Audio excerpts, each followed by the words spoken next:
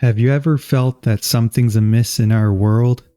That a hidden force is at play behind the scenes?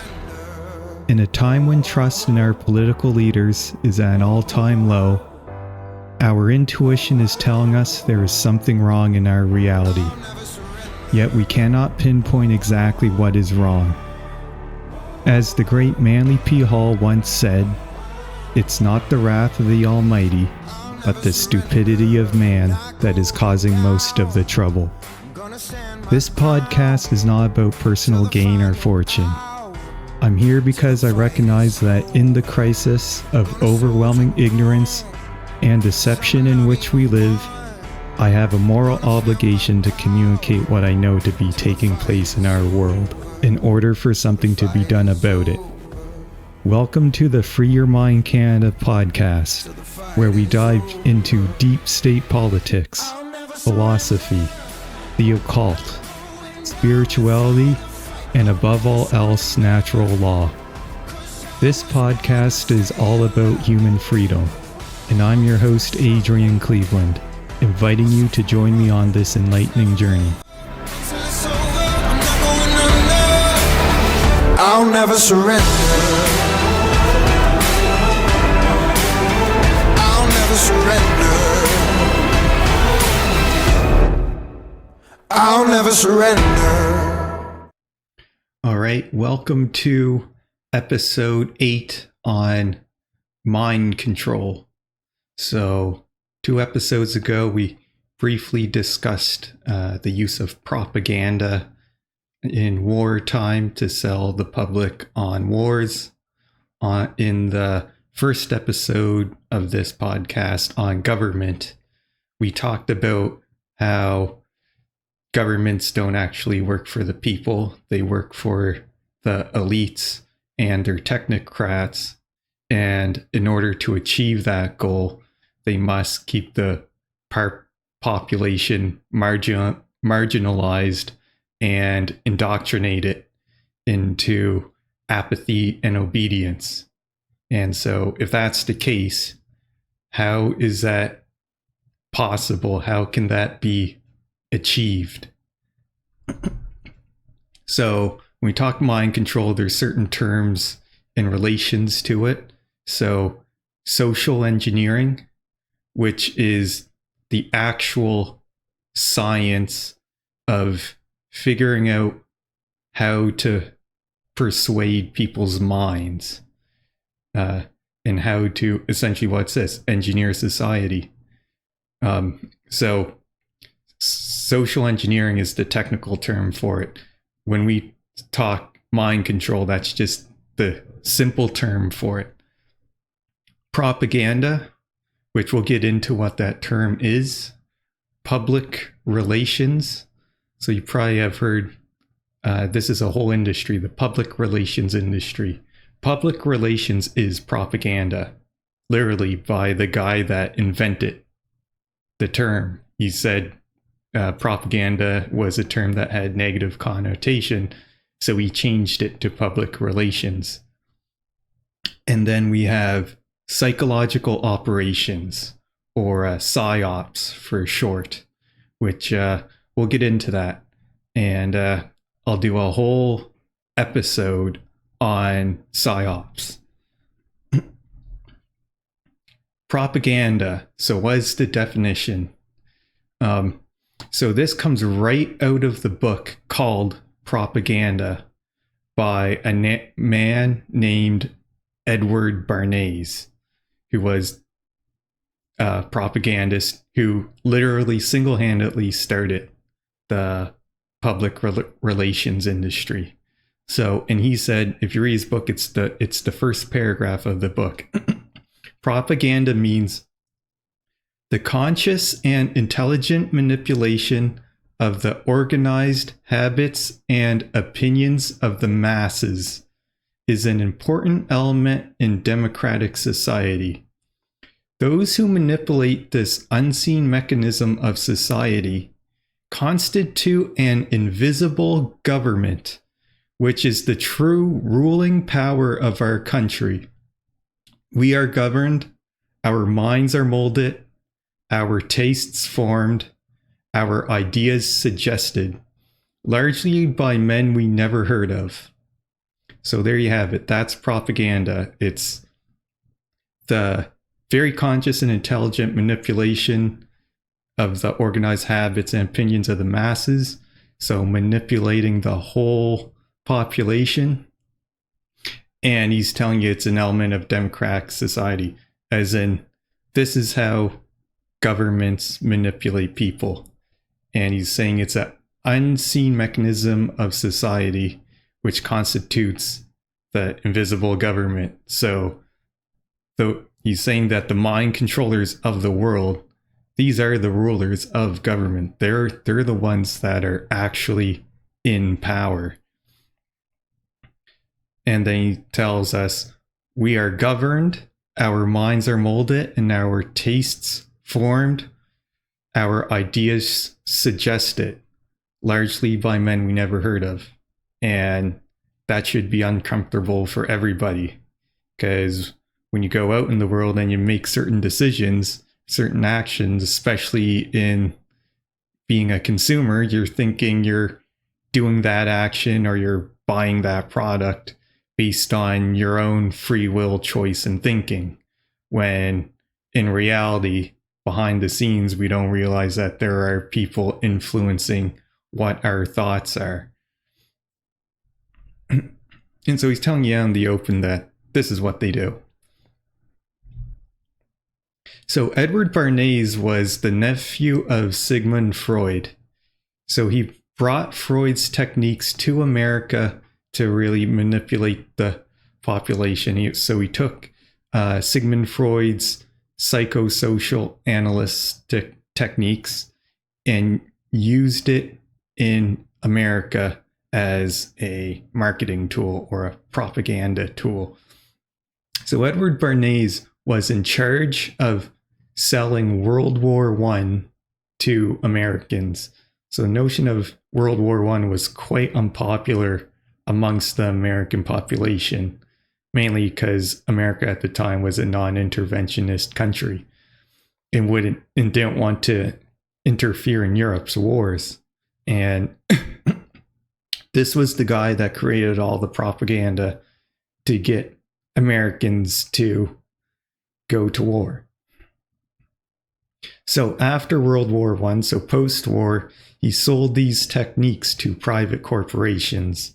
In other words, his techniques were no longer useful because the war was over. So he decided, hey, maybe I can sell these techniques to corporations so they can push their products on consumers.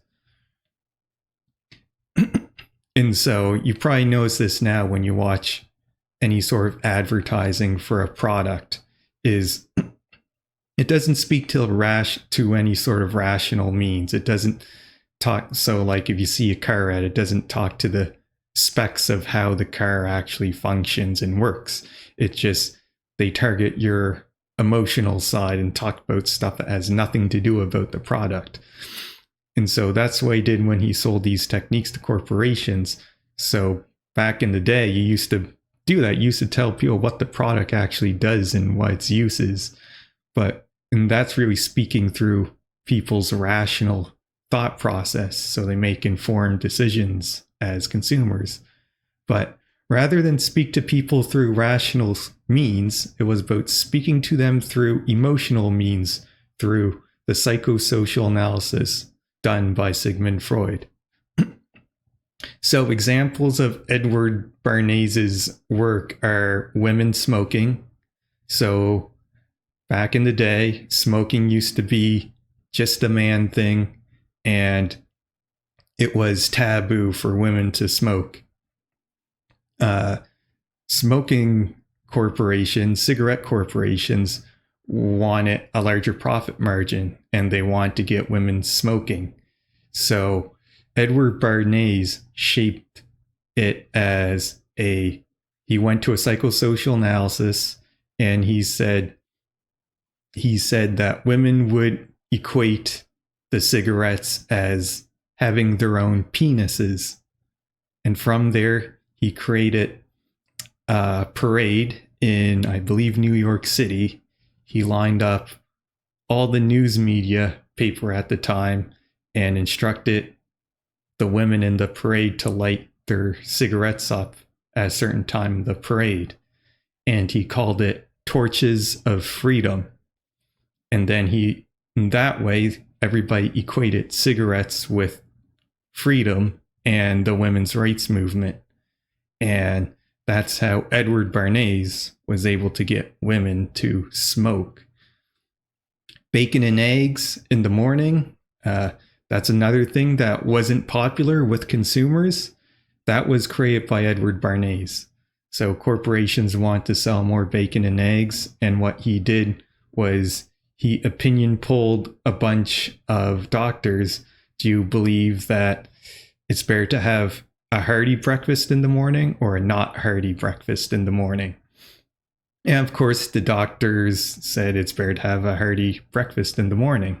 And then Edward Bernays equated bacon and eggs with having a hearty breakfast. And that's why everybody eats bacon and eggs in the morning now. Instant cake mix, another one where Betty Crocker created this product. And you'll notice on the box it says add 1 egg. The egg has nothing to do with the instant cake mix. So back before instant cake mix was a thing, housewives would stay at home and they would bake their own cakes for their husbands and their families. And so Betty Crocker decided, if we make an instant cake mix, it will make the process quicker. We have a product to sell consumers. When they put it on the shelves, they weren't selling.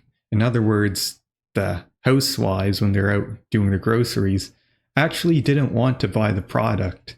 They just felt like it was cheating. They were cheating their husbands. They were cheating their family. It was their task during the day to cook dinner for their family, and they just felt like they weren't putting their heart and soul into the task that they were performing. So they weren't buying Betty Crocker's instant cake mix. So they came to Edward Bernays, and he went to a psychosocial analysis and decided that on the packaging they would say add 1 egg.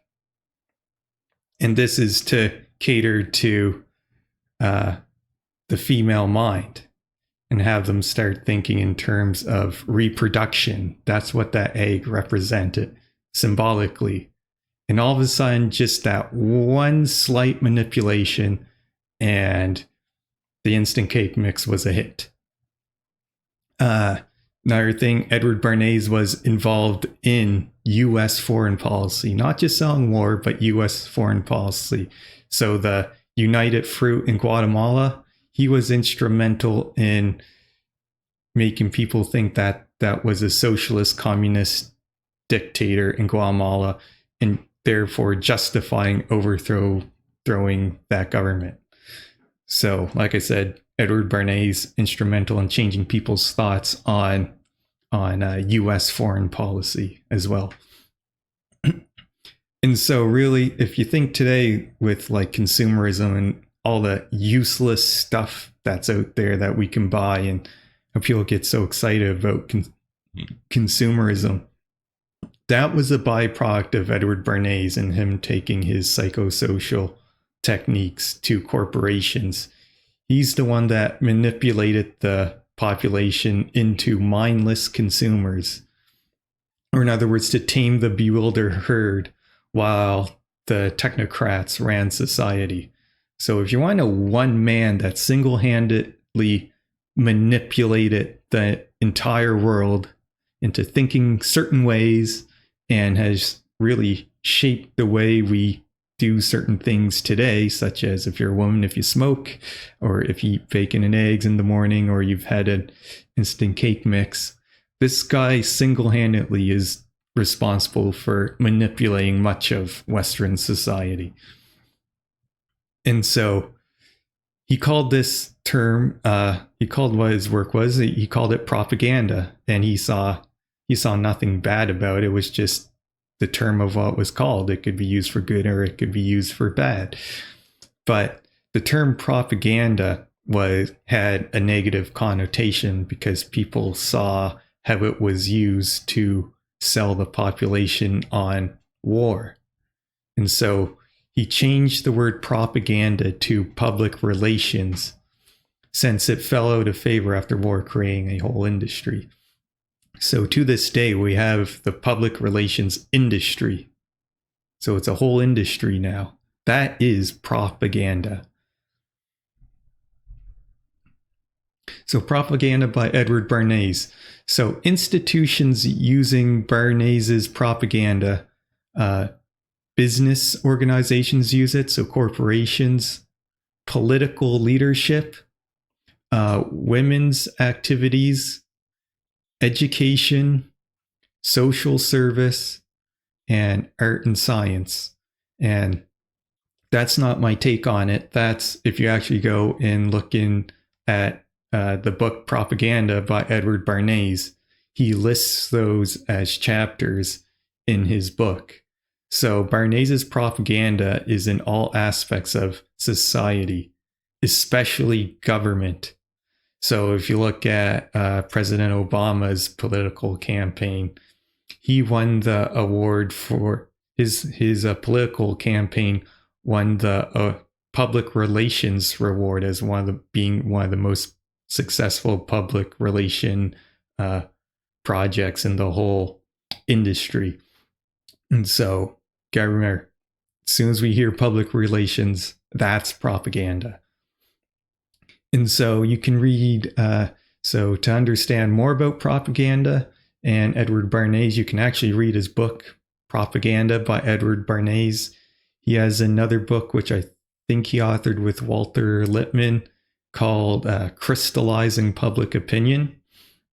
Or there's also a 4-part documentary series on his work called Century of the Self, which you can go ahead and watch that. It's about 3 or 4 hours long.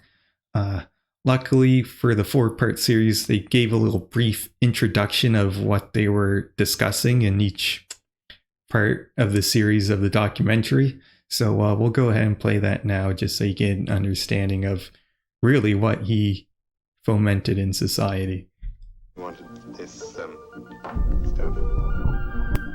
100 years ago, a new theory about human nature was put forward by Sigmund Freud. He had discovered, he said, primitive sexual and aggressive forces hidden deep inside the minds of all human beings. Forces which, if not controlled, led individuals and societies to chaos and destruction. This series is about how those in power have used Freud's theories to try and control the dangerous crowd in an age of mass democracy. At the heart of the story is not just Sigmund Freud, but other members of the Freud family.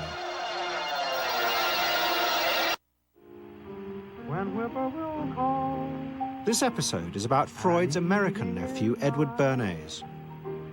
Bernays is almost completely unknown today, but his influence on the 20th century was nearly as great as his uncle's. Because Bernays was the first person to take Freud's ideas about human beings and use them to manipulate the masses.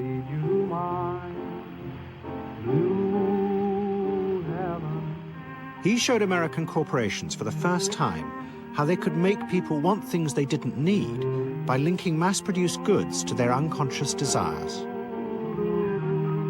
Out of this would come a new political idea of how to control the masses.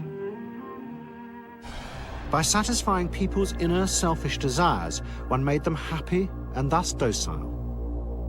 It was the start of the all-consuming self, which has come to dominate our world today. In a volcano.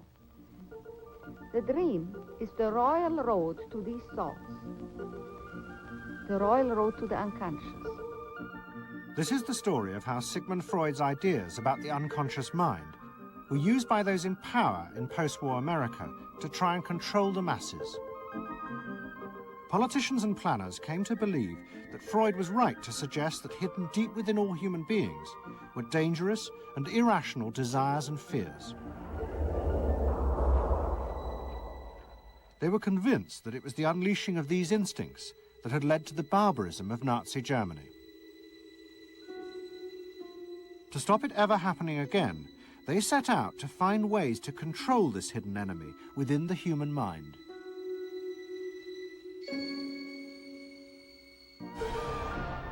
At the heart of the story are Sigmund Freud's daughter Anna and his nephew Edward Bernays, who had invented the profession of public relations.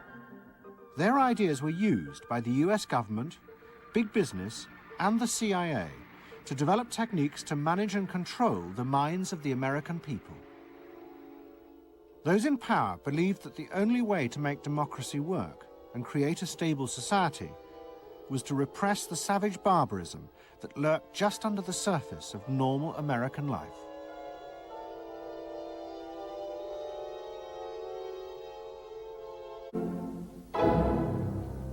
Don't settle for anything less than you can be. Make your life a masterpiece. This is a series about how Sigmund Freud's ideas about the unconscious mind have been used by those in power to control the masses in an age of democracy. Last week's episode showed how Freud's ideas spread throughout America in the 1950s. They were promoted by his daughter Anna and by Freud's nephew, Edward Bernays, who invented public relations. He brought Freud's theories into the heart of advertising and marketing. A man like you, I mean, with a car like this. What they both believed was that underneath all human beings was a hidden, irrational self, which needed to be controlled, both for the good of individuals and the stability of society. But the Freuds were about to be toppled from power by opponents who said they were wrong about human nature. The inner self did not need to be repressed and controlled. It should be encouraged to express itself.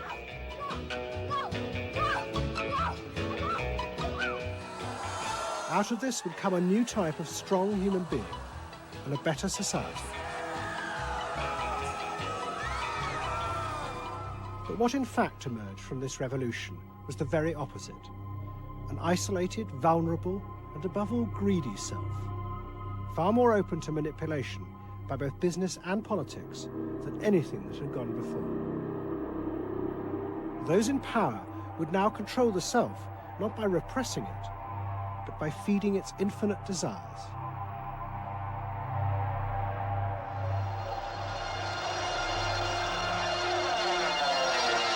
Moving through a world in which everything is possible and nothing is beyond you. This is the story of the rise of an idea that has come to dominate our society. It is the belief that the satisfaction of individual feelings and desires is our highest priority. Today we're going to tell you how to get whatever you want. I wanted to live a different life that wasn't available to me in the image I was born. I'm here, look at me, notice me. Previous episodes have shown how this rise of the self was fostered and promoted by business. They had used the ideas of Sigmund Freud to develop techniques to read the inner desires of individuals and then fulfill them with products. This final episode is about how that idea took over politics. It tells the story of how politicians on the left, in both America and Britain, turned to these techniques to regain power.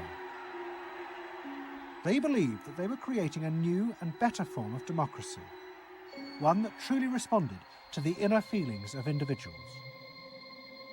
But what the politicians didn't realize was that the aim of those who had originally created these techniques had not been to liberate the people, but to develop a new way of controlling them in an age of mass democracy.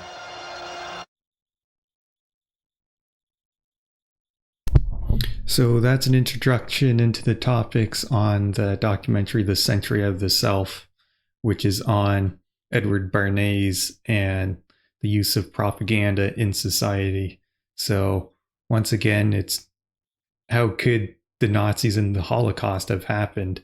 And they believed, the Freud family believed, that mankind had these deep-rooted, innate thoughts and feelings which were destructive.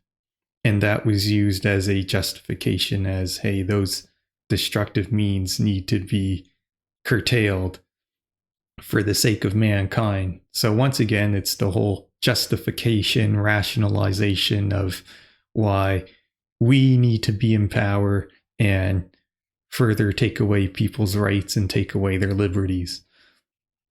And this documentary, Century of the Self, does a good job of explaining how that use of propaganda got fomented into corporations and creating mindless consumerism, and then how those techniques were used by political politicians in their electoral campaigns, that especially starting with Bill Clinton's administration, and like I discussed about Obama's political campaign winning the award on public relations, entire elections are won through this use of propaganda and psychosocial analysis, which has nothing to do about going to an individual's rational mind. It's not discussing,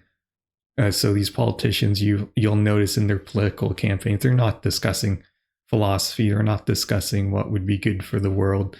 They're coming up with methods to drum up your emotions, to irrationally vote for them rather than look at what is rational. I don't get, because it suggests that, I mean, I'm a journalist, people like me are self-censoring. No, not self-censoring. There's a filtering system that starts in kindergarten, it goes all the way through, and doesn't work 100%, but it's pretty effective. It selects for obedience and subordination. And especially, I think that's... So stroppy people won't make it to positions of influence? Behavior problems, or if you read applications to a graduate school, you see that people will tell you he's not, doesn't get along too well with his colleagues. You know how to interpret those things. Getting back again to the reporter, they just shape up, or else they're out. And what typically, incidentally, this happens in universities too.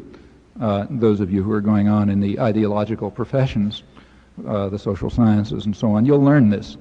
You'll learn that you got to conform. Now, it's not 100%.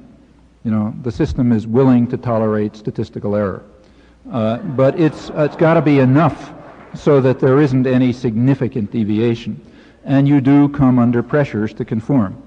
All sorts of pressures. You'll find out what they are if you don't know already. And those pressures are effective. What they do is weed out independent people. And for the people who decide to, there's also something very interesting, which you might as well be aware of if you haven't faced it yet, because it'll happen. What happens is that if you decide, well, I'll conform a little, you know, I'll do what they say, but I'll keep my independence of mind. As soon as you begin to do that, you're lost, unless you're a very rare individual. Because what happens is you begin to conform, you begin to get the privilege of conformity, you soon come to believe what you're saying because it's useful to believe it, and then you've internalized the system of indoctrination and distortion and deception, and then you're a willing member of the privileged elites that control thought and indoctrination. That happens all the time, all the way to the top, you know. I mean, it's a very rare person, very rare, almost to the point of non-existence, who can tolerate what's called cognitive dissonance, you know, saying one thing and believing another. You start saying certain things because it's necessary to say them, and pretty soon you're believing them, because you just have to. There is no atrocity, in my view, that we know of, that has been carried out in the world that wasn't justified by its perpetrators as highly moral. That includes, incidentally, Nazi genocide. You know, you read Himmler's diaries to go to the sort of extreme, and it's all full of how noble this is and how much strength it requires and so on and so forth. Slavery was justified by the slave owners with moral arguments. If we had records from Attila the Hun, we'd probably find out that what he was doing was highly moral, you know, same with Stalin and every mass murderer in history. And it happens at a much lower level for individuals. Incidentally, You're all familiar with this from your personal lives, and it's worth bearing in mind. So like I doubt if there's anybody here who hasn't done pretty rotten things in their life at some time, but I also am willing to bet that every one of you has figured out a way to make that exactly the right and moral and proper thing to do, okay? And that's what happens when you become parts of institutions too. So that's the way the indoctrination works on the participants. And it ends up being a very effective system, ultimately rooted in control over resources, exactly as you'd expect. It's not very mysterious. Some people talk about it as this is a conspiracy theory. That's really idiotic. It's not a conspiracy. You know, like if the board of managers of General Motors decides to maximize profit, that's not a conspiracy. In fact, if they didn't do it, they'd be thrown out. You know, that's the institutional role they have to play. And the ideological institutions also have a role that they have to play within a nexus of institutions, and if they don't play that role, or if individuals within them don't play that role, they'll be replaced by others who do, because these are institutional facts like the arms race. One of the most prominent modern American political scientists, Harold Lasswell, who's a leading figure in communications and such things, he wrote the article on propaganda in the International Encyclopedia of Social Sciences, which was published in 1933. And in it he says that we should not succumb to democratic dogmatisms about men being the best judges of their own interests. They are not. The best judges are the elites, us smart guys, the cool observers, and we must therefore be ensured the means to impose our will for the common good, of course. This, he said, will require a whole new technique of control, largely through propaganda, because of the ignorance and superstition of the masses. Same theme all the way through. The basic problem is this. The idea is that if you have a society in which the voice of the people is heard, you got to make sure that that voice says the right thing. In totalitarian societies, it's not a big problem. You got a club in your hand, and if people don't behave the right way, you hit them with a club or threaten them with it. So it doesn't really matter much what they think. What matters is what they do, and that you control by force. But as the capacity of the state to control by force erodes, it's necessary to control what people think. And in fact, I think you find much more sophisticated concern for thought control precisely as the society becomes more free. I don't think it's surprising that the sophisticated discussion, things like the public relations industry and the academic side of it, and the journalistic side and all these kinds of things I've been sampling, I suspect if one did a comparative study, you'd find that they develop primarily in relatively free societies. Ours is a very free society in the sense that the state has, by comparative standards, very limited resources to control by force, and I think it's undoubtedly, in fact, the most sophisticated in the reliance on techniques of indoctrination and control. Public relations industry in particular is an American creation. You'll notice, of course, the close similarity to Leninist ideology, to Bolshevism, which also assumes that the radical intellectuals are the specialized class, the vanguard, and they've got to lead the stupid and ignorant masses to a better society. In fact, the two conceptions are very much alike. I think that's probably one of the reasons why there's been historically such an easy transition from one to another. The move from being a Leninist enthusiast to a passionate supporter of state capitalism and working for American aims, that takes place overnight. It's been going on for years. It's called the God that failed transition. And it happens very simply. I mean, in the early stages, it had some authenticity to it when people like Ignazio Silone and others were making this transition. But in recent years, it's become just a farce. I mean, technique of opportunism. And the transition is very easy, I think, because there isn't much of a difference in ideological change. It's just a matter of where you think power lies.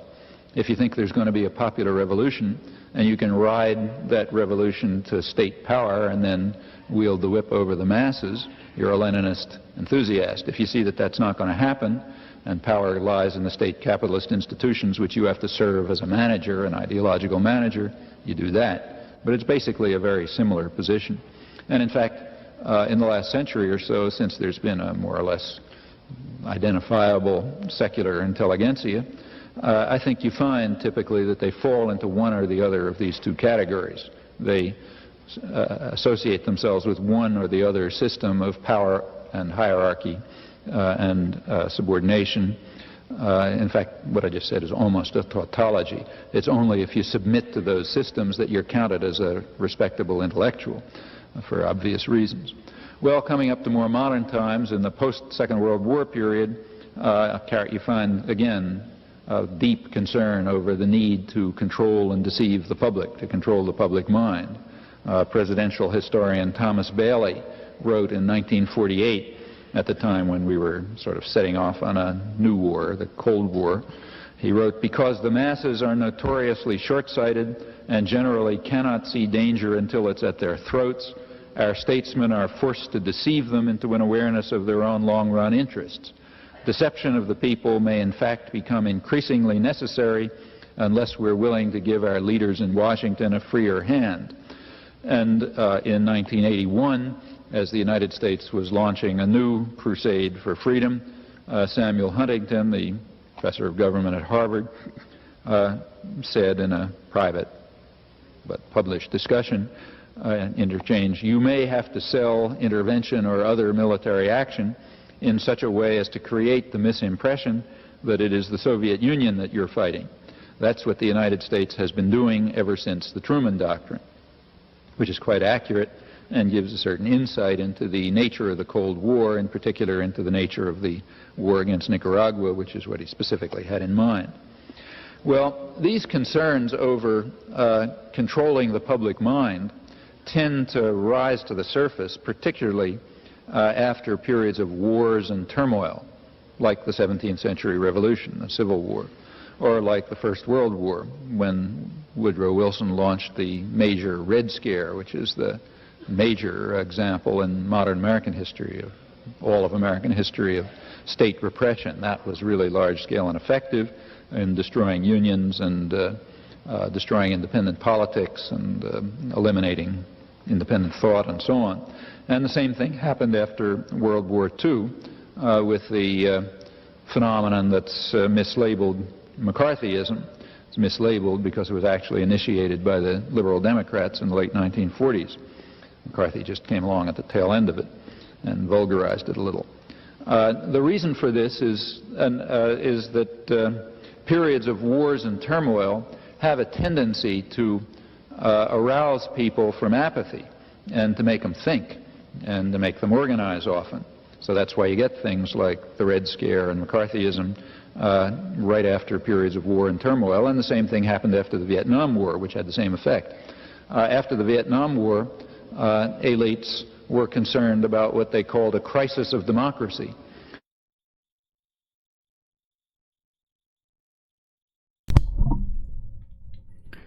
Propaganda is to a democracy what the bludgeon is to a totalitarian state. Noam Chomsky. So in other words, like Chomsky was explaining, dictatorial states, doesn't matter what you think, you control the population through violence. Now, what you do in a place like the United States or Canada, where the population can't be controlled by violence, well, the other option is to control their minds. And arguably, you could say that that's worse than violence. They're both bad, but mind control is a hidden form of manipulation, a hidden form of immorality, whereas violence, you can see it out in the open that it's happening. And so those clips was Noam Chomsky explaining the propaganda model, making people understand that there is a propaganda system from early on in your childhood that starts with the schooling system, moves up into your adulthood through the use of the media, so news media, and then in your post-secondary schooling as well. And you can probably think, and it's a system of control and conformity. And if you think of your time in those institutions, whether it be elementary school or post-secondary school, you can probably see the control and conformity for yourself, or think of the control and conformity for yourself. It's the, you have to be there at a set time, and you have to follow a certain set of rules, and you have to be out during the recess bell and in during the recess bell. You gotta write all these mindless tests and repetition of ideas that you won't ever remember, or facts that you'll never remember. And then there's some people that refuse to do that. These are the real independent people that kind of see, or intuitively see through the charade. And then how those people were treated in school. They were the lazy people. They were the so-called troublemakers, the ones that the teachers didn't like because they didn't follow their agenda. And then this control and conformity goes into the college and university level.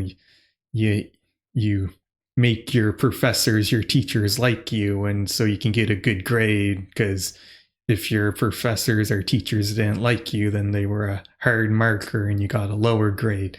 And then you don't get to move on to the next level in order to graduate. So this is a system of control and conformity that has been in place and has been instituted in our mind year after year after year after year since we were a child, for at least a decade and a half. And then you have the news media with adults continuing that form of control and conformity. And so in the next episodes after this one, we will talk directly about the education system and the news media. So let's get into, that's propaganda and Edward Bernays and the propaganda model. Let's go into social engineering. So specifically an organization called the Tavistock Institute. So Tavistock Institute. It was the world's premier brainwashing institution.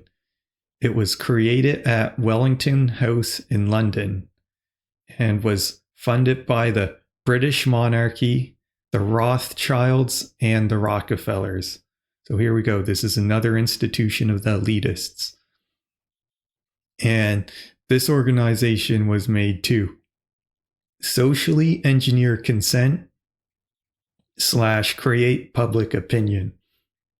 So this was the institution that was conducting the studies on mind control. And so change opinion of British citizens. So one of the main things they was to change opinion of British citizens who were opposed to war with Germany, and sell consent on future wars. So if you want to know where the propaganda comes from and who's tasked in the governments to sell the population on war, it's the Tavistock Institute that has been doing that. So key players in the Tavistock Institute were Arnold Toynbee, which he was a member of the Royal Institute of International Affairs. Got to look into how that organization is also an elitist organization. That is the Royal Institute of International Affairs. Lord Northcliffe, Walter Lippmann, and Edward Bernays. So this was an institution Edward Bernays was into. So this is where he worked to do his craft. So Tavistock Institute, they're their own organization, but they're a non-governmental organization whose customers are governments, intelligence agencies, and major corporations. And then if you go into my previous episodes, we know that the governments and the intelligence agencies and the major corporations are run by the elites. And here's their institution called Tavistock to create the mind control that they'll give to the population, that their institutions that they're in control of to give to the population. So another aspect of social engineering, we need to understand the Frankfurt School. The Frankfurt School was built upon Antonio Gramsci's idea that the Marx Revolution did not happen because the elites controlled culture.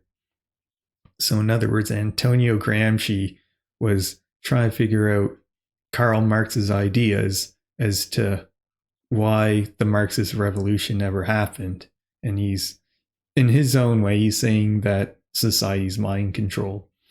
As in the elites of the world, they control the culture. So if we want the Marxist revolution to happen, we ourselves need to control culture. And so the Frankfurt School is the origin of Max Horkheimer's critical theory. So here we are today, and we have all this leftist nonsense going on, critical race theory, critical this theory. It comes from the Frankfurt School. It was also called the Institute of Social Research, and it was funded by the Rockefeller Foundation. So here we go. It's another elitist organization. One of its main studies was called the authoritarian personality. So to quote, to conduct thousands of interviews of Americans to profile their allegedly deep-seated tendencies toward authoritarianism, prejudice, and anti-Semitism, Dr. William Morrow, the lead protege of Dr. Kurt Lewin, who was one key bridge figure between the Frankfurt School and the Tavistock Institute, was a research director for the Authoritarian Personality Project. End quote. So we got to understand. So now we have two institutions. We have the Tavistock Institute and the Frankfurt School. They were studying social engineering. They were funded by the elitists. And so part of mind control is a communist agenda. If you understand that the Frankfurt School is involved based on Antonio Gramsci's work on the Marxist revolution. So when people are saying we live in a communist state, whether or not you believe that, it's irrelevant. It actually is one of the agendas of the ruling class when it comes to mind control. So social engineering, and this is another quote from one of the technocrats' papers. So, quote, physiology and psychology afford fields of scientific technique which still await development. Two great men, Pavlov and Freud, have laid the foundation. I do not accept the view that they are in any essential conflict, but what structure will be built on their foundations is still in doubt. I think the subject which will be the most important politically is mass psychology. Its importance has been enormously increased by the growth of modern methods of propaganda. Of these, the most influential is what we call education. Religion plays a part, though a diminishing one. The press, the cinema, and the radio play an increasing part. It may be hoped that in time anybody will be able to persuade anybody of anything if he can catch the patient young and is provided by the state with money and equipment. The subject will make great strides when it is taken up by scientists under a scientific dictatorship. The social psychologists of the future will have a number of classes of school children on whom they will try different methods of producing an unshakable conviction that snow is black. Various results will soon be arrived at. First, that the influence of home is obstructed. Second, that not much can be done unless indoctrination begins before the age of 10. Third, that verses set to music and repeated intoned are very effective. Fourth, that the opinion that snow is white must be held to show a morbid taste for eccentricity. But I anticipate it is for future scientists to make these maxims precise and discover exactly how much it costs per head to make children believe that snow is black, and how much less it would cost to make them believe that snow is dark gray. Although this science will be diligently studied, it will be rigidly confined to the governing class. The populace will not be allowed to know how its convictions were generated. When the technique has been perfected, every government that has been in charge of education for a generation will be able to control its subjects securely without the need of armies or policemen. And that was in the publication called The Impact of Science on Society by Bertrand Russell, who was a member of the Frankfurt School. And yeah, he's saying some pretty dark stuff there. He's saying, you know, we need to have mass psychology. And he's telling you right there that it's got to be an entire science. And in order to implement that science, it needs to be done through a scientific dictatorship. And that they were going to get people at a very young age, by the age of 10. And he's talking about, when he says snow is black, he's talking about the obvious, snow is white. And how do you change people's mind into believing something that isn't true?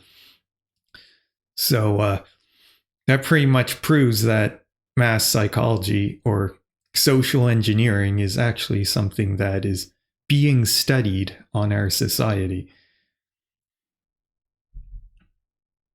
Another aspect of this is MKUltra.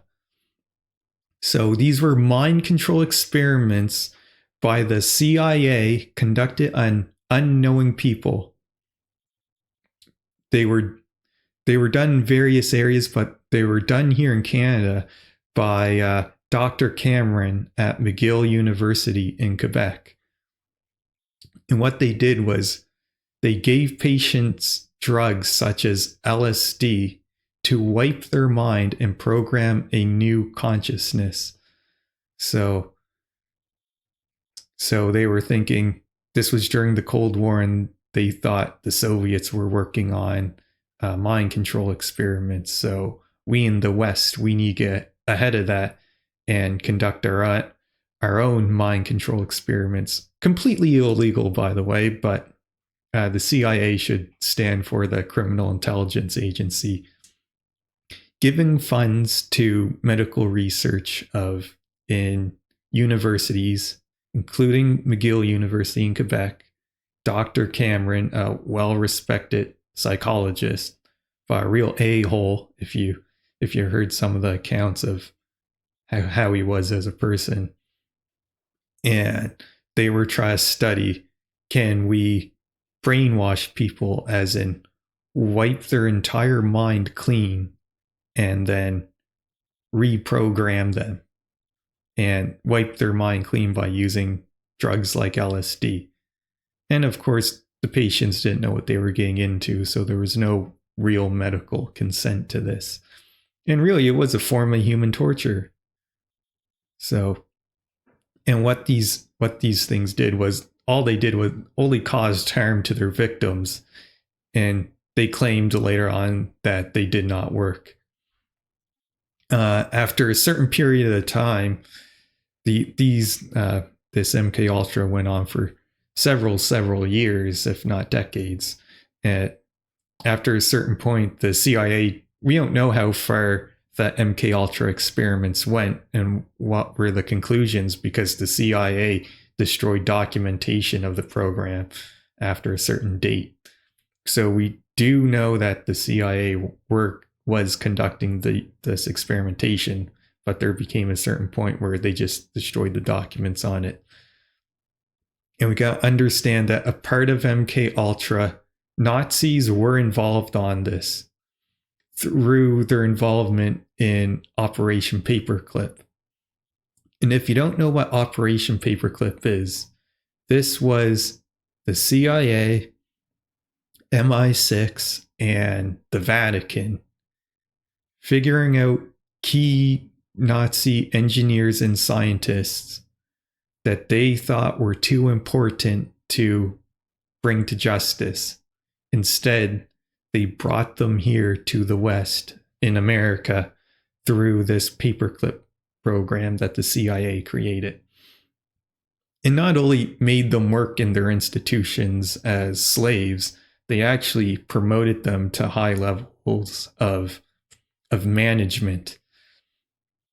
So people say, oh, that's too complex, that's a conspiracy theory. Well, here's a conspiracy that involves the United States government, their intelligence agency, Britain's intelligence agency, the Vatican, so the Roman Catholic Church, the government of Canada, and a private university.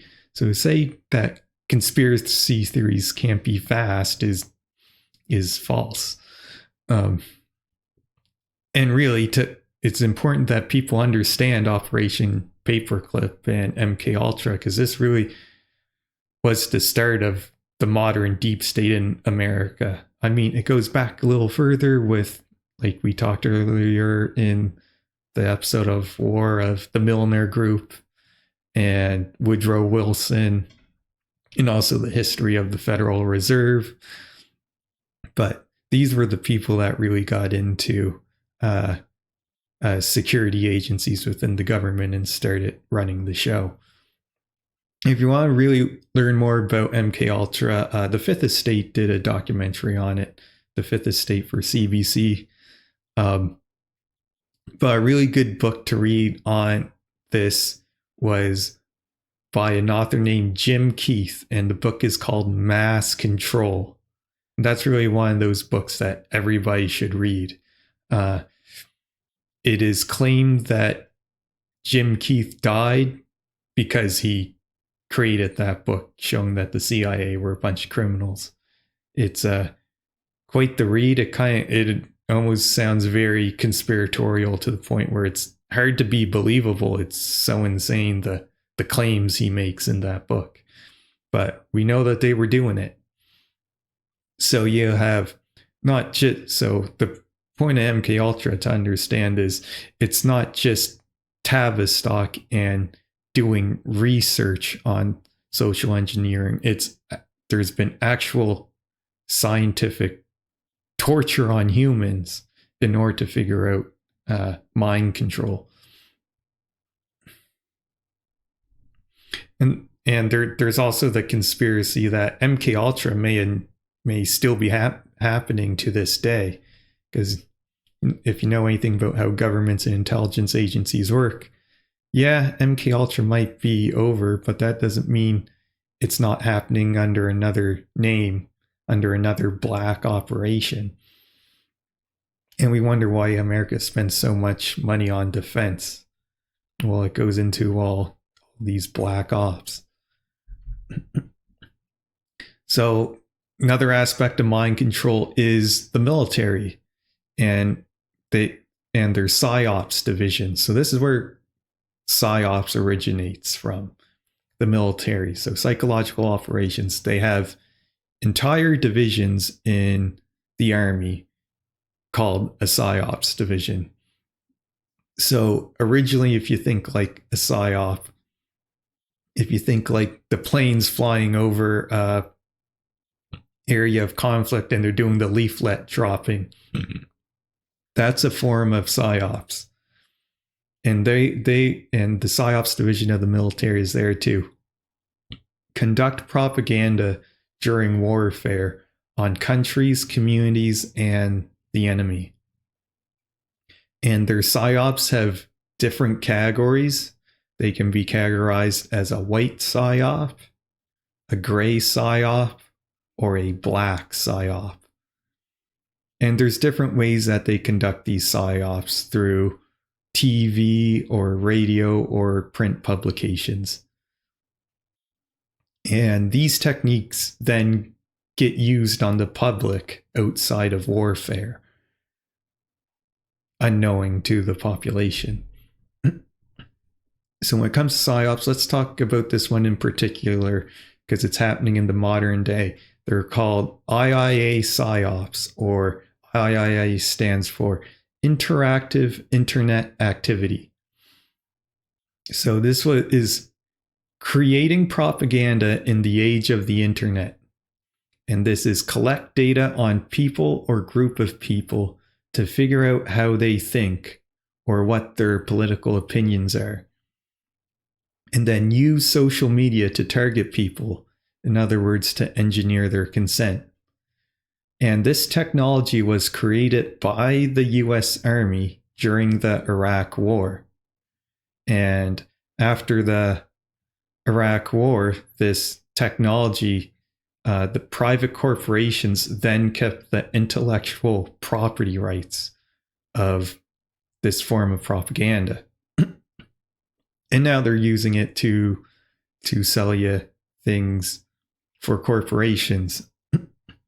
So all these psyops we see in the media happening today, whether it's, I don't know, name one of them, BLM, that's an IIA psyop. Or, you know, the red pill movement for the manosphere, that's another IIA psyop.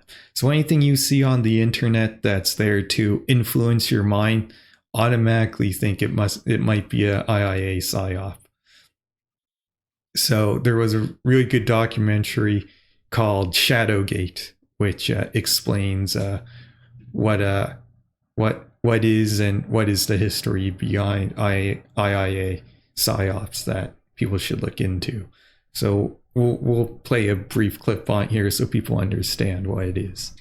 Two whistleblowers, Tory and Patrick Berge, who both worked extensively within the shadow government as contractors, have come forward with revelations that may be part of the biggest whistleblowing event to date.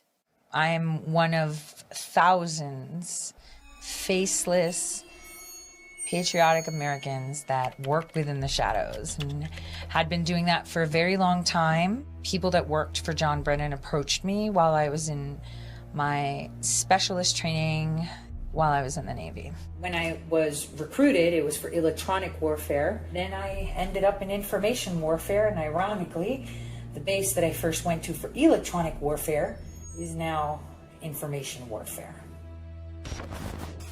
My job for a company called Ideological, which was owned by Obama's National Security Advisor, General James Jones, and I answered directly to his son. I worked for them for about 8 years, from like 2007 to 2010. My focus was primarily in the development on a couple different contracts for the Department of Defense for the development of the capabilities for interactive internet activities, being something that helps support CNO, which is computer network operations, hacking and different things like that, and information operations, which would be your actual influence operations, right? It's a supporting application that really, it's kind of like a Microsoft project, right?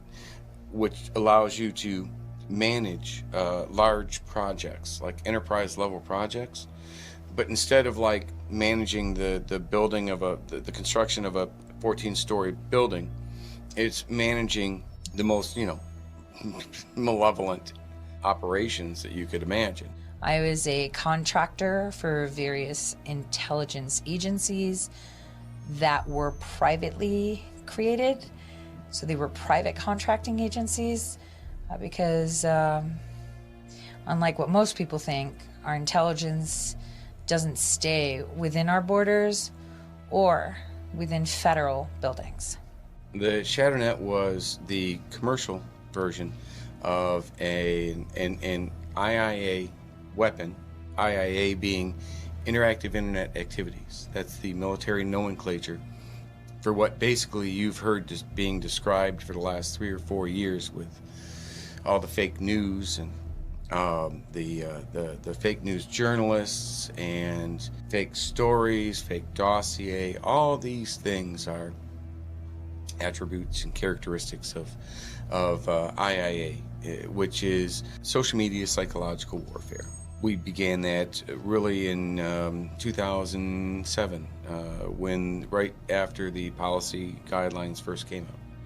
We were on one of the first contracts with the DoD that I'm aware of, trying to help the Force Psychological Operations Group understand how to go from dropping flyers from planes to a more micro-targeted social media psychological warfare application where you could select an individual target or a group target or an entire country if you wanted to. What I did was something called localization, or L10N. So a localization strategy is you find a group of people, that could be a whole country, a city, a certain religious group, 6-block radius like Chaz, and you kind of try to get in their mind. You have to understand how they eat, how they walk, how they talk, what they like, what pushes their buttons, what drives them nuts, what upsets them, what makes them happy, and then you use that to your advantage to push whatever ideology or product or direction you want them to go. Marrying together cultural appropriation, language, nuances of the demographic that you are targeting or the nation you are targeting. It pries into your demographic, your world. So if I want to blackmail you and put you under my thumb, not only will I know everything, but I will know your deepest, darkest fears. I will know people I can get in contact to find out more about you. Maybe you had like an old hockey injury. So if I wanted to attack you, I'd know where to hit you. You understand enough about someone and you can hack their shadow, right? You can use their fears. You can use their anxieties. Like, sound anything like pandemics that you recognize here? Oh yeah, definitely. Okay. So you can use those things to help reflexively control or influence a target, an individual, or whoever it is, right? Or a group of people, or an entire election, an entire country. What Patrick Bergy created was a program that was based off of the strategies that we used in person. It was a psychological operation, but that crunches data with the use of psychological operations. So you can predict how your target will respond. You know, I spent like 7 years overseas, right? Several years, a couple of those years were specifically related to IIA. So I understood certain things. When we hijacked the Afghan elections, how did we do that? We had to understand how the Afghanis think. We had to go to the areas that were anti-Taliban because the Taliban political group was now more militant than it was political. We used that to our advantage and formulated a plan where we would sway their thoughts to believe that XYZ candidate is the way to go, because then you won't get robbed and we'll tame the Taliban.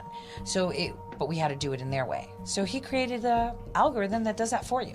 When we were largely doing this, it was done by analysts. Now this is more done automated through artificial intelligence, which is just a common iteration of the program or application development process. The database component ends up allowing you to build behavioral profiles on individual targets, right? And through those behavioral profiles, you can develop or implement reflexive control, which allows you to understand, with enough information about someone, you can predictively determine how they're going to react. I was really good at what I did. Really good, and I can still do it too. I'm not doing it now though. Well, don't be doing that, Tori. You wouldn't know if I was too. But I helped them train algorithms with the strategies that I had created all these years. They had asked us to bring the application to a classified network. But Jim sent him a bogus, just a made-up, ridiculous bid to actually do that, because if it went on a classified network, we couldn't turn around and sell it commercially. We went on after that to another contract in Tampa, took everything with us. Force Psychological Operations Group had no idea that we were going to be taking their years worth of work that they paid us to do, the taxpayers paid us to do, and we kept the intellectual property rights to it, and remarketed it, branded it commercially as the Shadow. So I come back here and I see these guys back here in America have just been having a field day utilizing the technology that we've been developing to alter the outcomes of our elections in America. This technology was so successful, they couldn't resist the temptation to not use it commercially and have the power to affect outcomes of elections at home. The commercial and black market value of such a technology is incalculable. This is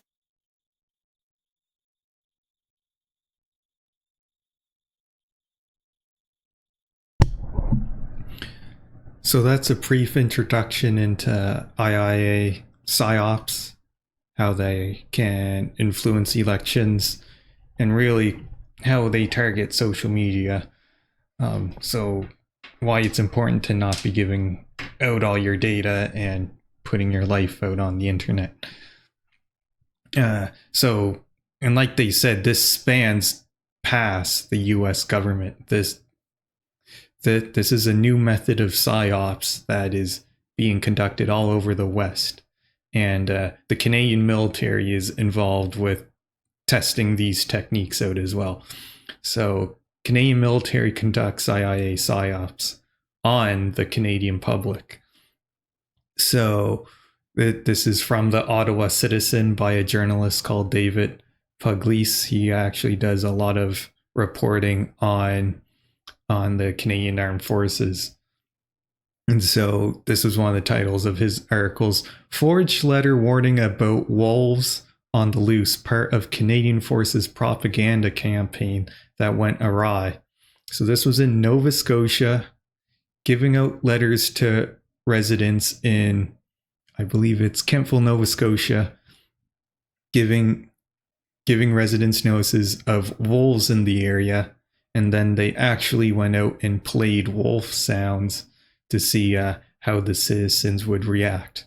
So they're testing psyops out on the Canadian population. And here's another article by David Pugliese. Canadian military wants to establish new organization to use propaganda, other techniques to influence Canadians. So here we go. We have our own PSYOPs division within the Canadian military, and not only wanting to use that technology against Canadians, but have been actively testing it out. So you gotta understand, what does the military do? They're about so-called security. They're a use of force against enemy combatants.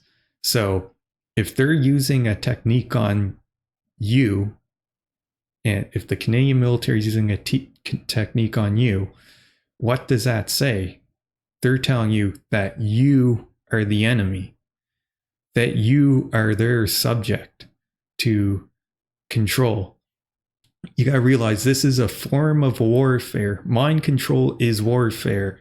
It is 5th gen warfare, which we'll get into when I do a whole episode on PSYOPs. So realize you are the enemy. And it's the state and the security and intelligence establishment that sees you as the enemy. Yuri Alexandrovich Let's get into Bezmenov. ideological subversion. Mr. Bezmenov was born in 1939 in a suburb of Moscow. He was the son of a high-ranking Soviet Army officer. He was educated in the elite schools inside the Soviet Union and became an expert in Indian culture and Indian languages. He had an outstanding career with Novosti, which was and still is, I should say, the press arm or the press agency of the Soviet Union. It turns out that this is also a front for the KGB. He escaped to the West in 1970 after becoming totally disgusted with the Soviet system, and he did this at great risk to his life. He certainly is one of the world's outstanding experts on the subject of Soviet propaganda and disinformation and active measures. Well, you spoke several times before about ideological subversion. That is a phrase that I'm afraid some Americans don't fully understand. When the Soviets use the phrase ideological subversion, what do they mean by it? Ideological subversion is the slow process which we call either ideological subversion or active measures, активные мероприятия in the language of the KGB, or psychological warfare. What it basically means is to change the perception of reality of every American to such an extent that despite of the abundance of information, no one is able to come to sensible conclusions in the interests of defending themselves, their families, their community, and their country. It's a great brainwashing process which goes very slow, and it's divided in 4 basic stages. The first one being demoralization. It takes from 15 to 20 years to demoralize a nation. Why that many years?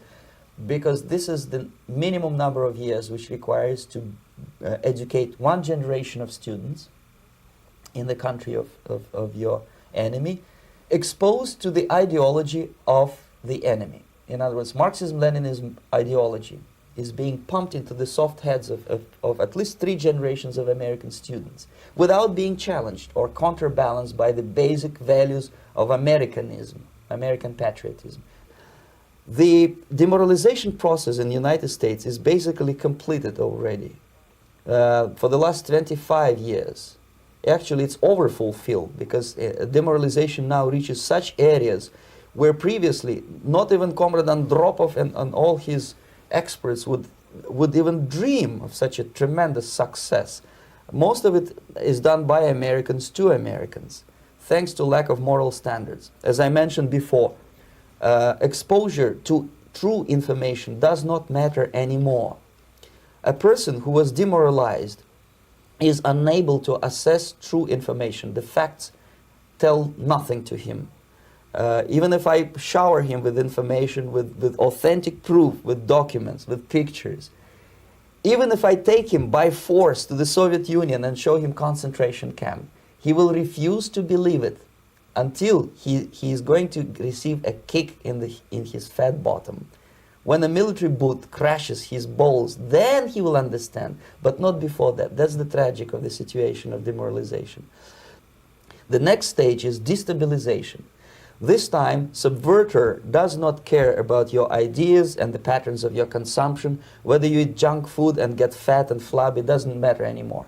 This time, and it takes only from 2 to 5 years to destabilize a nation, what matters is essentials: economy, foreign relations, defense systems. And you can see it quite clearly that in some areas, in such sensitive areas as defense and economy, the influence of Marxist-Leninist ideas in the United States is absolutely fantastic. I could never believe it 14 years ago when I landed in this part of the world, that the process will go that fast. The next stage, of course, is crisis. It may take only up to 6 weeks to bring a country to the verge of crisis. You can see it in Central America now. And after crisis, with a violent change of power, structure, and economy, you have so-called the period of normalization. It may last indefinitely. Normalization is a cynical expression borrowed from Soviet propaganda. When the Soviet tanks moved into Czechoslovakia in '68, Comrade Brezhnev said, "Now the situation in brotherly Czechoslovakia is normalized." This is what will happen in the United States if you allow all these schmucks to bring the country to crisis, to promise people all kind of goodies and the paradise on earth, to destabilize your economy, to eliminate the principle of free market competition, and to put a big brother government in Washington, D.C., with benevolent dictators like Walter Mondale, who will promise lots of things, never mind whether the promises are fulfillable or not. Your leftists in the United States, all these professors and all these beautiful civil rights defenders, they are instrumental in the process of the subversion only to destabilize the nation. When their job is completed, they are not needed anymore. They know too much. Some of them, when they get disillusioned, when they see that Marxist-Leninists come to power, obviously they get offended They think that they will come to power. That will never happen, of course. They will be lined up against the wall and shot. But they may turn into the most bitter enemies of Marxist-Leninists when they come to power. And that's what happened in Nicaragua. You remember most of these former Marxist-Leninists were either put to prison or one of them split, and now he's working against Sandinistas. It happened in Grenada when Maurice Bishop was already a Marxist. He was executed by a new Marxist who was more Marxist than this Marxist. Same happened in Afghanistan when first there was Taraki, he was killed by Amin, then Amin was killed by Babrak Karmal with the help of KGB. Same happened in Bangladesh when Mujibur Rahman, very pro-Soviet leftist, was assassinated by his own Marxist-Leninist military comrades. It's the same pattern everywhere. The time bomb is ticking. With every second, the disaster is coming closer and closer. Unlike myself, you will have nowhere to defect to. Ernst, in fact, explains how he has fooled the entire Belgian population during the swine flu through fear-mongering, out-of-context mortality rates, and media manipulation. He laughingly explains how he managed to impose the vaccine for the swine flu on the frightened Belgian population, a vaccine produced by the pharmaceutical companies he worked for. Thank you very much, Ab. Thanks for the invitation. And I was asked to tell you about my experiences being the crisis manager, the flu commissioner for Belgium, and highlighting the communication. And then you have one opportunity to do it right. I mean, day one is so important. In day one, you start your communication with the press, with the people, and you have to do it right. I mean, you have to go for one voice, one message. In Belgium, they chose to appoint a non-politician to do that. I mean, I have no party affiliations, and that makes things a little bit, at that time at least, a little bit easier, because you're not attacked politically, majority, minority. That doesn't come into play, and that was a huge advantage. The second advantage is that you can play in Brussels the complete naive guy and get a lot more done than you would otherwise be able to do. You have to be omnipresent that first day or the first days, so that you attract the media attention. You make an agreement with them that you will tell them all, and if they call, you will pick up the phone. When you do that, then you can profit from these early days to get complete carpet coverage of the field, and they're not going to search for alternative voices there. And if you do that, that makes things a lot easier. These first weeks, that's easy street. When you have no opposition and everybody needs news and they can come to you for news, you can bring quite a lot of neutral information, and it is picked up, and it is well, the news is brought the way you bring it, and that is you can only do that in the first couple of weeks or months. And then you have to say, okay, well, we will have H1N1 deaths. Of course, that would be unavoidable. I used there Sir Donaldson's quote, where he said that in the UK, by the peak of the epidemic, 40 people would die per day at the end of the summer. So 62 at that time million people in the UK, 40 deaths a day. I worked it out for Belgium. That would be 7 deaths a day at the peak of the epidemic. I used that in the media. 7 Belgian flu deaths per day at the peak of the epidemic would be realistic. That is true in every year, even interpandemically. That is very, very conservative. However, talking about fatalities is important, because when you say that, people say, wow, what do you mean? People die because of influenza? And that was a necessary step to take. And then, of course, a couple of days later, you had the first H1N1 death in the country, and the scene was set and it was already talked about. And then you had to pick who is going to be vaccinated first.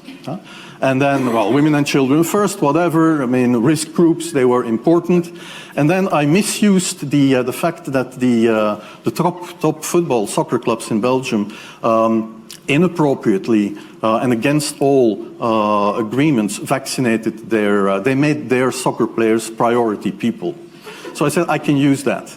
Because if the population really believes that this vaccine is so desirable that even the soccer players would be dishonest to get their vaccine, I said, okay, I can play with that. So I made a big fuss about this. This is Van Ranst is raving mad.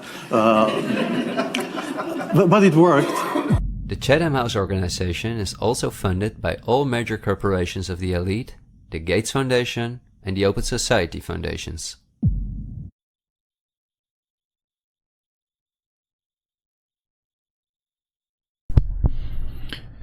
So the first clip there, that was an explanation of ideological subversion, how it works. Sound familiar? You can probably notice that pattern happening in our society right now. So part of mind control is a communist takeover. It is a part of the agenda. And it's a way of establishing a totalitarian state. And doing that slowly over time, so it gets into a period of normalization, and people don't realize that there's actually something wrong. The second clip there was our NGO buddies at the Chatham House, part of the Royal Institute of International Affairs, discussing how they sold the swine flu pandemic to the Belgian people and how they were lying and being dishonest. And of course, they used that as a case study to, well, obviously, as you can see, they used those exact same techniques with the so-called COVID pandemic, or what I like to call the COVID Psyop. So they are manipulating how you think of topics, especially in the news media. They're showcasing just how dishonest they are. So when it comes to mind control, we have to understand who directs the agenda. It's a network. So you got things like the Rockefeller Foundation, these NGO foundations, sending funding to organizations like the Tavistock Institution of Human Relations, which they control. And then their customers are people like the Council on Foreign Relations that drive foreign policy, and intelligence agencies like the CIA. And we got to understand that part of this is the studies of the Frankfurt School. So this is a communist agenda. And so this is what's known as Fabian socialism. So bringing in socialism through incremental means during a long span, a long period of time. And the crest of the Fabian socialists was literally a wolf in sheep's clothing. So like I said, mind control is a communist agenda. So it's not a conspiracy theory that we have a communist takeover here in the West. So we talked about the different systems, the different institutions that are implementing mind control. So let me go over a few of the techniques of mind control that they are implementing and using on the population. This is a relatively short list, and the topics on this list, you have to go and research them for yourself. You need a more educated understanding of this topic, so you're not so easily manipulated by the would-be controllers of the world. And once I go over the techniques on this list, you will, if you have the correlative thinking skills, you will probably notice them in everyday life. So techniques of mind control. Let's start with the very basic foundations. And those are words, color, shape, and symbols. So words, the very words that we say have meaning. Sometimes they have positive connotations, sometimes they have negative connotations. If you want to see how well words have meaning, say the N-word to a black person, and you'll find out quite quickly that words have meaning. What words are vibratory energy. They're sound energy coming from our vocal cords. You can understand this is a manipulation of energy. The other aspect, color. So color is a form of light energy. So they're hitting us with vibratory energy and they're hitting us with light energy. Good example of that is corporations, all the different colors they have in their logos, the political spectrum. So the conservative and the liberals, it's always a red color and then a blue color, because that's the spectrum of light energy. Or another one, watch the mainstream media news outlets. Watch a few of them. What is the main prominent, dominant color in mainstream news media that you'll see? The answer, if you haven't already figured out, is blue. Why is it always blue? If you had multiple news media organizations, why is it not diverse? Why is it not orange or yellow or pink or purple? It's because they know what they're doing. The other aspect of this is shape, or what are known as archetypal symbols. So there are some basic symbols that really speak to our consciousness as humanity. And these are basic symbols like a circle, a square, a triangle. This was the language of mankind before we could read or write. So this is a very deeply occulted form of mind control. And symbols. So symbols are a more advanced form of an archetypal shape. So a smiley face is a form of a symbol. And you can figure out how that makes you feel. So words, color, shape, symbols. This is light energy. This is vibratory energy, and it's form energy.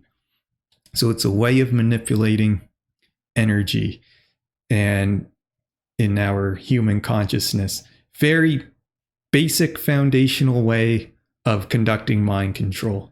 And once again, these techniques work over and over and over and over and over again because the population is unaware of it.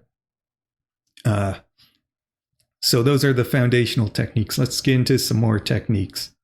Obfuscation, meaning making a topic sound so complex that you can't come to the truth of how it actually works.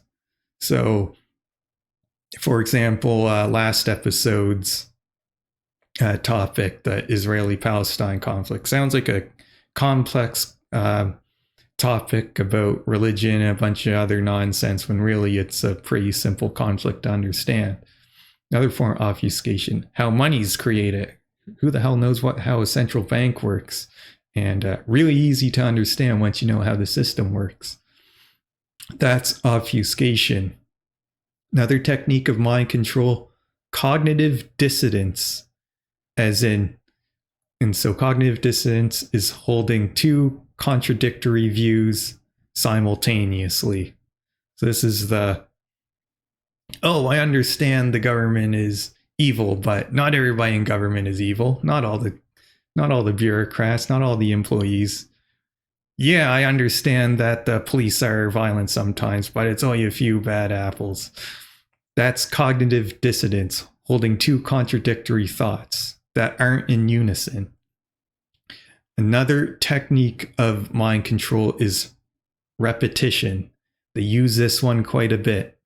So propagandist for Nazi Germany, Joseph Goebbels, saying, tell a lie, tell it big, tell it over and over again, and people will believe it. That's why they kept telling you to get vaccinated nonstop. It's the repetition. Another technique of mind control, dissuasion. Dissuasion as in don't look into that. That's a conspiracy theory. That's a right-wing conspiracy theory. Don't look into that. Beyonce, Jay-Z, they're a part of the Illuminati. Don't look into that. When really there's elements of truth to those topics. They just don't want you to go into them and study them.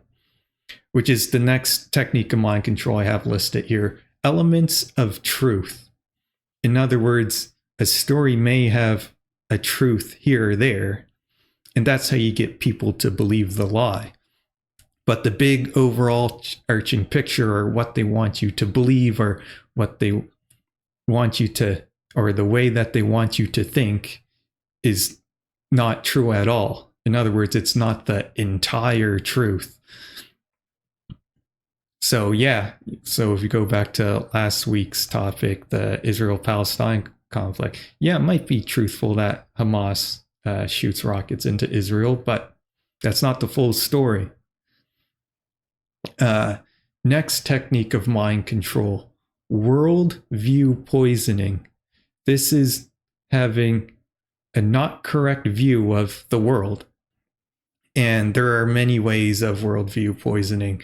This is the whole, global warming, we gotta reduce the population, we're overpopulated, or the Hobbesian poisoned worldview of we have to have some ruler, some dictator in control to make sure mankind doesn't go down a state of chaos, and so we need government. This is worldview poisoning, an incorrect view of the world. The other technique of mind control is indoctrination, which we briefly discussed in this episode, but this is how they make you think through the media and the education system. Next technique is primal fears. So mankind itself has some deeply rooted, deeply seated fears. So this is like fear of the dark, fear of certain animals that are on the planet here with us. You'll see, this is why when you watch the news media, that they're always giving you fear in all of the news media. And fear of death, another major primal fear. That's why they're always showing you crimes and murders and people dying of so-called pandemics. It's about keeping people in a state of fear. 9/11, another form of fear. And this form of mind control can be also described as what's called trauma-based mind control. Either you going through a violent form of violence yourself, being a victim of it, or being a witness to that violence.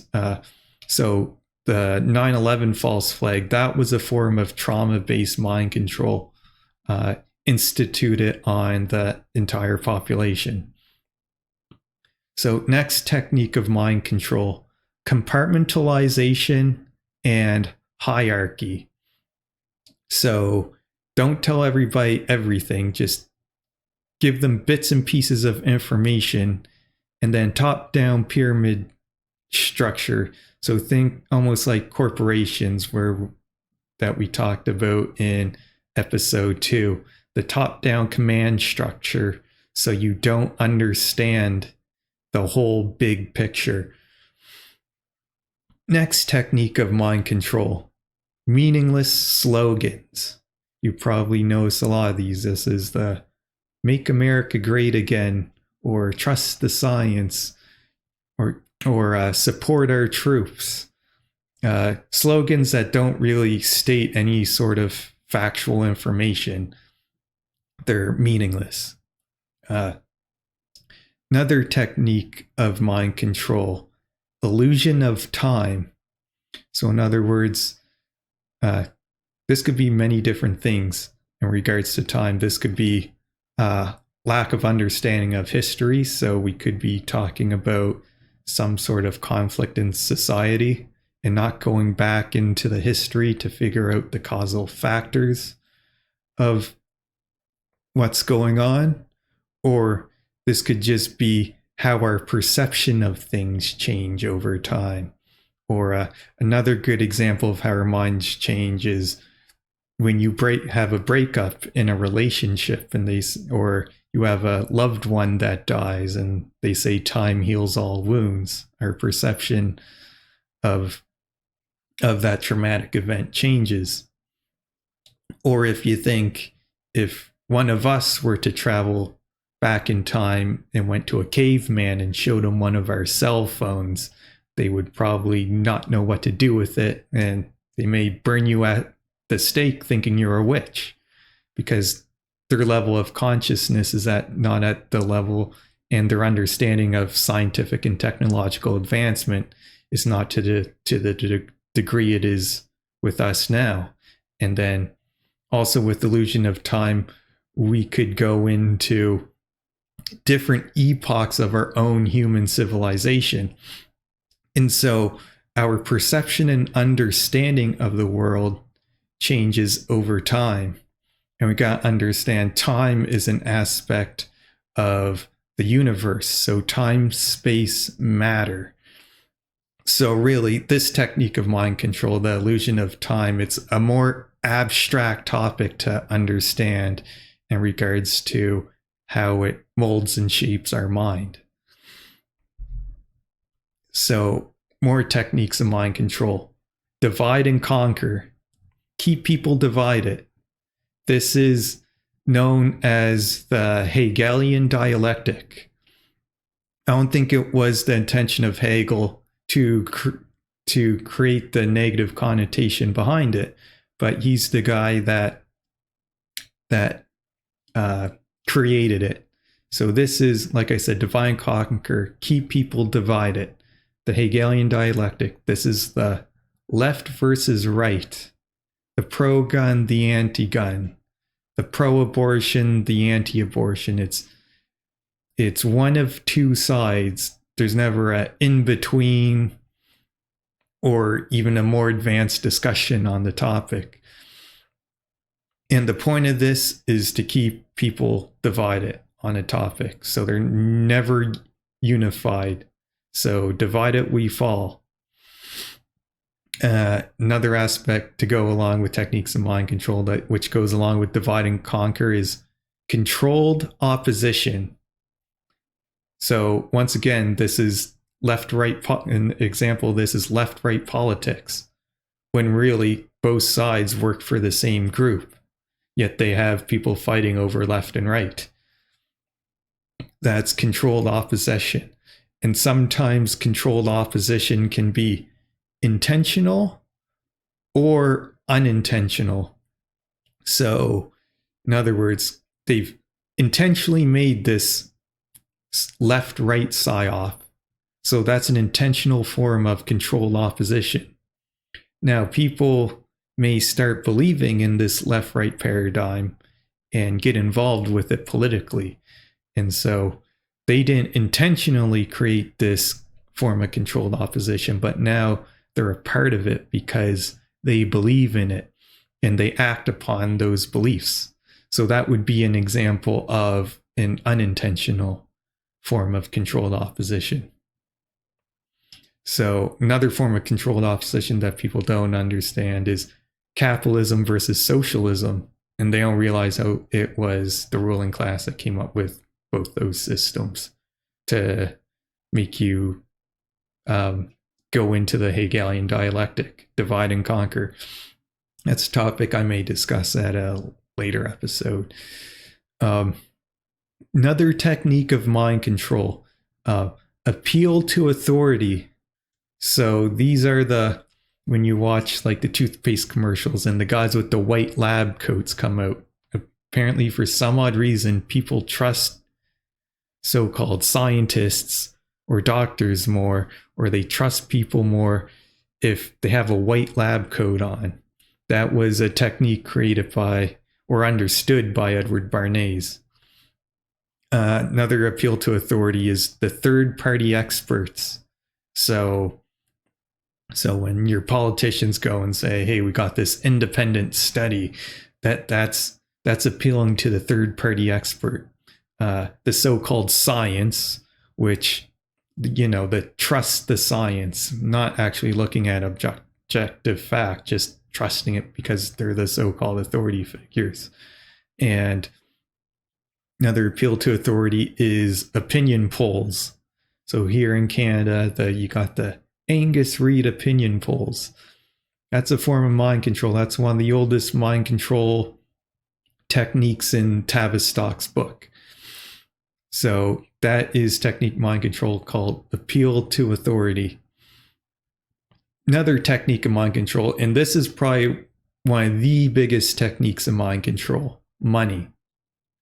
How many people make all their decisions in life based upon financials, or whether they will make more money out of it or make less money out of it? Money is a form of mind control. Money doesn't actually exist in reality. It's made up. So money, probably the biggest form of mind control on this list. Another technique of mind control, food and medicine. This is mind control of the vessel, of the actual vehicle of the body and the mind. So giving us, and you can probably notice how this affects you. You eat healthy and you eat your fruits and vegetables, you're full of energy. You eat garbage, you feel like crap. And it goes more in depth than that. This is all the GMOs and garbage that they're putting in our food. Technique of mind control. Another technique of mind control, one of the biggest ones, goes along with money, religion. How many people act upon their religious belief systems? This happens in various degrees. So this is, the fundamentalist terrorist blowing himself up. This is the right-wing Christian that says you can't have an abortion or you can't be gay and looking down on people. People act upon their religious belief systems. Next technique. Denial, hassle, ridicule, factor. In other words, policing ourselves. So for example, if I said the government was behind 9/11 and people were like, that's not true, or I don't believe in that, even though I've never looked into it, that's a form of denial. Or being a person that understands 9/11 and saying, I don't want to get into that topic. I don't want to talk about that topic with other people. That's I don't want to be hassled. I don't want to go through being made fun of, or people making fun of me. That would be the ridicule factor. And actually, in going back to the mind control topic of time, that would be the same with 9/11 that happened 20 years ago. Who cares? The JFK assassination that happened in the 1960s. Who cares? But yeah, that's denial, hassle, ridicule factor, us policing ourselves through our own insecurities. Next technique of mind control, problem, reaction, solution. In other words, create the problem, let the population react to it, and then present your solution to the problem. So you can probably think about this in the news media. So there's a problem, there's a pandemic, people react to the world being shut down, and then they give you their prescribed solution, which is to take a needle. Or the problem that we created, a bunch of terrorists bomb our buildings, everybody reacts to the trauma, and then we give you our solution. We're going to war in Middle East countries. That's problem, reaction, solution. They are a form of false flags, because you gotta rile up people's emotions in order to get done what you need to get done. And it is a form of what I call chaos sorcery. So creating chaos in society and manipulating people's minds. Those are techniques of mind control. look like? At the end, I think states ought to dissolve because I think they're illegitimate structures. But that's a long time. That's it. But it is the end of the nation state that you foresee in the vision. I don't foresee anything. What I'm saying is that as long as people, ordinary people, are able to free themselves from the doctrinal controls imposed on them by their self-appointed betters and mentors, as long as they're able to do this, they'll continue to be able to struggle for peace and justice and freedom and limitations on violence and constraints on power, as they've been doing for hundreds of years, and I don't see any end to that. Where it'll end up in the long run, I can tell you where I'd like it to, but I wouldn't even dream about that.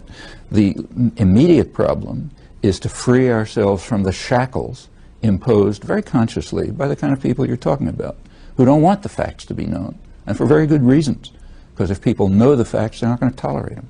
So therefore you have to prevent them from knowing. You have to indoctrinate them. You have to tell them stories about how we're really good guys, and if we use violence, it must be for the general good because we represent the course of history. Yeah, that's the job of propagandists for power and violence. And it's the task of populations to free themselves from those kinds of controls and domination.